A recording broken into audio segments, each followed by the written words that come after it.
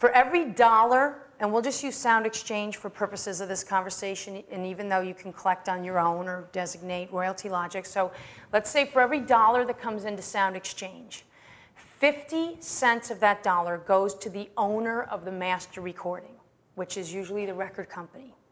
45 cents of that money goes to the recording artist, the featured artist.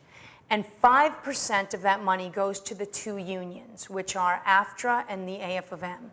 Now, one of the things that was missing in the Copyright Act was that producers, which was a big issue. So like we do in the music industry is we have the laws, and then we have what we call industry custom, which is where we get stuck with these laws made by these blowbags in Congress who don't have a shit's idea what the we do for a living. So they make these laws, and we have to live with this crap. Okay, so they make these laws, and what we turn around is those of us that work and run the music industry, we make up our own crap. And we do what we think is right, which is called industry custom. So what we have been doing as an industry is that we have been paying the producer a portion of those sound recording public performance royalties because that is the right thing to do.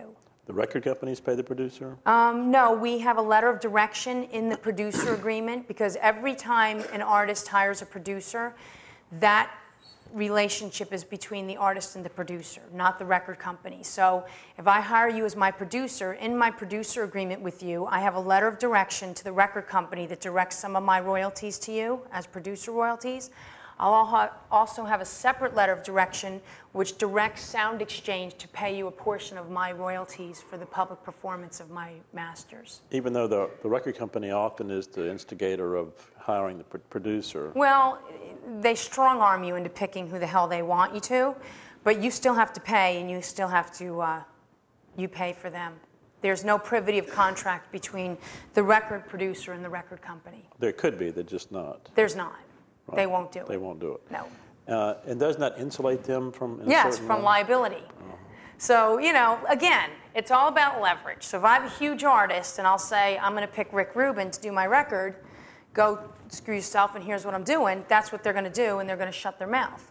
If I have a new artist, they're like, well, we really want you to pick this guy who's, gazillion $500, who's arrogant as all hell, and you'll freaking hate his manager, but we want you to work with them. So we're kind of stuck working with who they want you to work with, especially in pop and rap music and R&B. Because in those genres of music, you have a producer for every single track on the record. Right. It gets very, very expensive, and you're dealing with a lot of different producer agreements. So that respect, it's difficult. So you have to negotiate with each one of those producers on behalf of your artist. Yeah, and that producer has a problem with the record company not paying the royalties. That producer they come to me. Sue the artist. Yeah. It's not a good deal. I mean, we have a letter of direction attached to the producer agreement which directs the record company to pay a portion of the artist royalties to the producer, but that letter of direction is very specific. It says that this is an accommodation to the artist only. In no event does it create any relationship between the record company and the producer, and da-da-da-da-da. I mean, there's a lot of like. Oh, yeah. Yeah. I mean, I have the problem with myself and BMG. They're holding royalties they owe me for Etta James, but I can't get them unless I go sue Etta James. Yeah, and I'm not going to do that. No. So it's a problem.